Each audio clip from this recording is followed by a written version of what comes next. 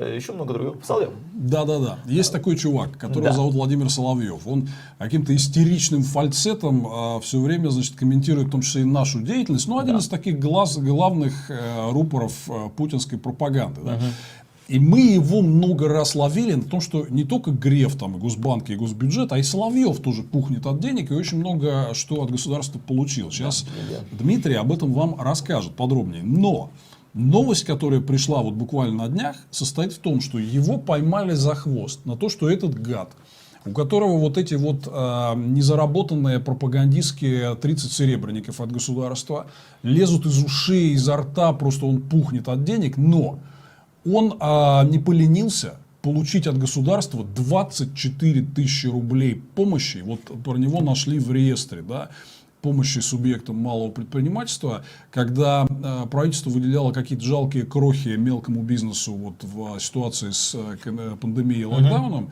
Вот этот гад, у которого просто куры не клюют денег, он получает реально там многие-многие миллионы от государства на свою тут бессмысленную, бестолковую пропагандистскую деятельность. Он не поленился залезть своими ручонками грязными в бюджет и получить там 24 тысячи рублей, которые могли бы реально достаться какому-то другому предпринимателю.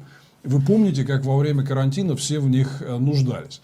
А теперь давайте напомним нашим зрителям, сколько этот гад получил просто какие-то невероятные деньги от государства. За что? За тот бред, который он несет своим поганым языком. Дмитрий, да, вот напомни нам. Реестр, да. Я готовился и я учил.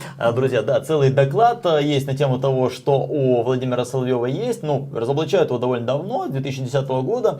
Еще стало известно о том, как он нечестным образом получил квартиру. Вот первое из его имуществ, это квартира очень элитная на Долгоруковской. Он купил за 2,5 миллиона рублей. Ему там помогла мэрия ему, скажем так, продала, хотя квартира в этом доме стоила не меньше 13 миллионов. Это была первая квартира. Затем ему показалось этого мало, и он купил еще 2 квартиры и довел площадь в одном только, вот в этом доме, он довел, я думаю, что я перепутал цифры, но да, у меня тут так и записано, и то я правильно помню, мне казалось, что нереально, 450 метров в элитном доме на Долгоруковской. Где-то слышны в комментариях там, давай про кома, а как там в том старом анекдоте, слайды. Подождите, товарищи, кома будет позже. Значит, что касается еще имущества Соловьева в России, дача под Переделкино. Опять же, это не пустые слова. ФБК нашла эту дачу и, процитирую Алексея Навального, это самый уродливый дом, который мы снимали на тот момент. Это действительно, да, чудовищно выглядит это строение. 1046 метров и 60 соток. Здесь уже около 400 миллионов рублей стоит только это. И про виллу на Кома вы, может быть, забыли, есть один нюанс. Вы считаете, что у Соловьева есть вилла на Кома, одна вилла. Это заблуждение, друзья мои, что у него там вилла 927 метров над уровнем моря, 927 квадратных метров на каком-то высоте она над уровнем моря. Заблуждение, что она у него одна. На самом деле не одна у него вилла на озере Кома, а он подкупил себе еще одну и там успешно живет. Очень смешные были эфиры во время пандемии у Соловьева, где он там изолировался у себя в Италии, а пустая студия показывалась на Ютубе, и вот он там верещал по телефону на эту самую студию, а студия передавала видео вот на всю страну, как он там с озера Кома рассказывает, как хреново жить в России. Вот, типичный Соловьев, вот там есть и частный причал, там есть и бассейн у него в Италии, есть и нежилые постройки, одно, другое, третье. И очень забавно, что Владимир Соловьев был отмечен в документах, на котором его поймал ФБК, что он владеет этим всем, он был отмечен как артист. Ох, артист, действительно, этот факт был, вот видите, артиста Соловьев Владимир, да, вот с этим не поспорить. И это все у него с 2013 года, ну и отдельно хочется сказать про машины, которые у него есть, его ловили на том, что он передвигается на Майбахе, очень недешевом, и помимо этого, ну это было, он себе купил, что характерно, 14 февраля 2018 года, поздравил любимого человека, то есть себя. Вот. Ну и кроме того, у него есть Mercedes-Benz, у него есть Audi Allroad, у него есть Audi A4. И вот мое любимое место такое, маковка, что заработок Владимира Соловьева, опять же, его поймали на том, что 52,5 миллиона рублей в год. И Алексей Навальный, опять же, оценил его имущество еще в 2017 году сейчас точно скажу цифру, миллиард рублей. Опять же, мне не приснилось, может, я ошибаюсь в чем-то. Заканчиваю.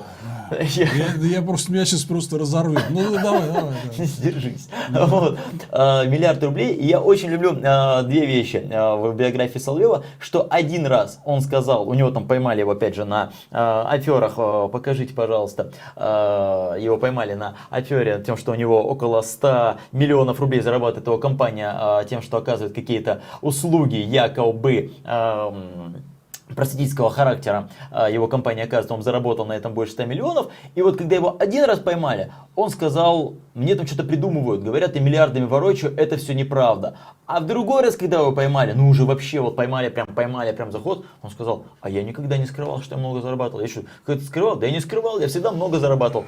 Доклад я окончен. Больше миллиарда, сложные компании, 2 виллы на Кома и куча машин. Ты знаешь, это было бы смешно, если бы не было так грустно, Да. потому что я очень помню свое первое впечатление, когда я увидел этого человека, Владимира Соловьева. Это было в нулевые годы, когда он появился так активно на путинском телевидении. И для меня это был очень такой контраст, потому что 90-е, знаете, как бы там что про них не говорить, но телевидение в 90-е было каким-то совсем другим стандартом. Там ведущие были ведущие, там ток-шоу были реально интересные, и в том числе с уважительной дискуссией, да, и там приходили и там самые крутые политики, и олигархи, там, и им задавали самые жесткие вопросы. Наберите там диалог Анны Политковской с Борисом Березовским хотя бы, да, это все вот телевидение того времени. Это не так вот эти вот визгливые говношоу, где они друг на друга там орут, все перебивают, и периодически кого-то выгоняют, там, и какая-то вот, ну, просто трэш, значит, в духе какой-то абсолютнейшей там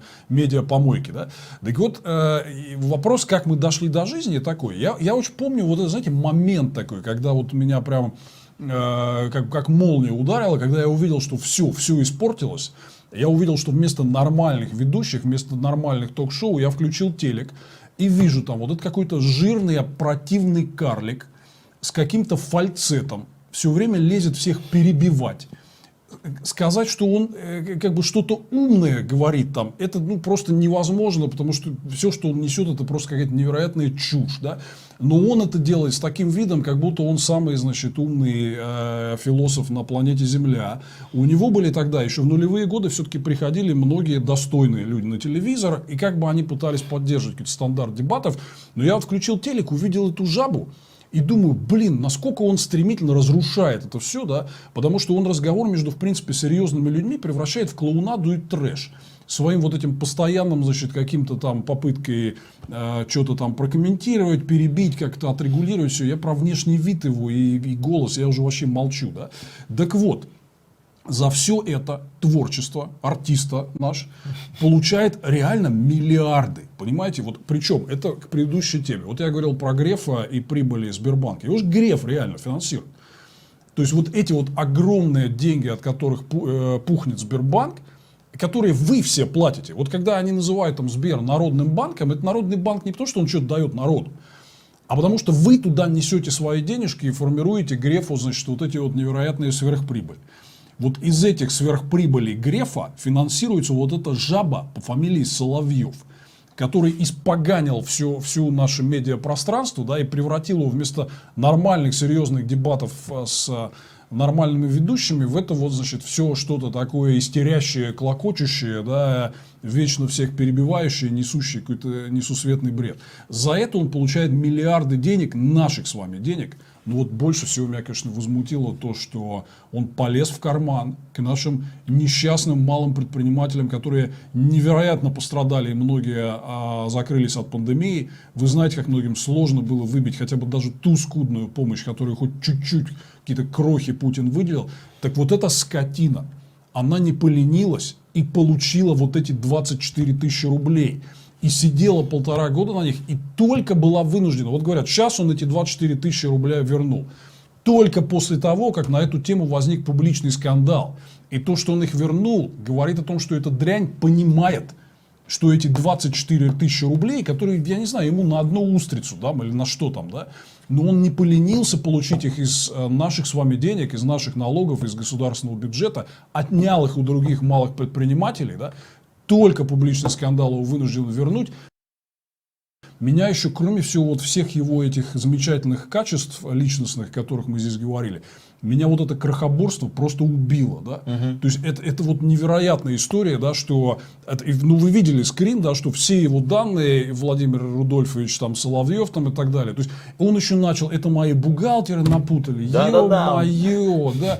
Ну стыд, позор, просто Лепит горбатого. Просто показал свое просто мерзкое нутро вот во всем этом неприглядном виде. Дорогие друзья, вот все, кто возмущен сверхприбылями госбанков, то, что правительство не уделяло помощи малым предпринимателям в пандемию, да, вот Соловьев, на нем как бы вот сошлись все вот эти ниточки, да, такая мерзкая иллюстрация нашего такого вот мразотного путинского образа жизни, да, что вот сидит такая противная жаба, которая засирает мозги россиянам ядом и пропагандой, да, при этом эта жаба ограбила малых предпринимателей.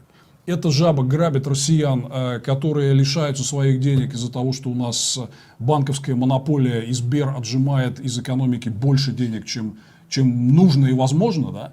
В прекрасной России будущего таких банковских монополий не будет. То есть, короче говоря, все. И все эти сверхприбыли вот идут таким гадам, который еще и не поленился своей ручонкой залезть и получить 24 тысячи рублей, как малый нуждающийся предприниматель из бюджета.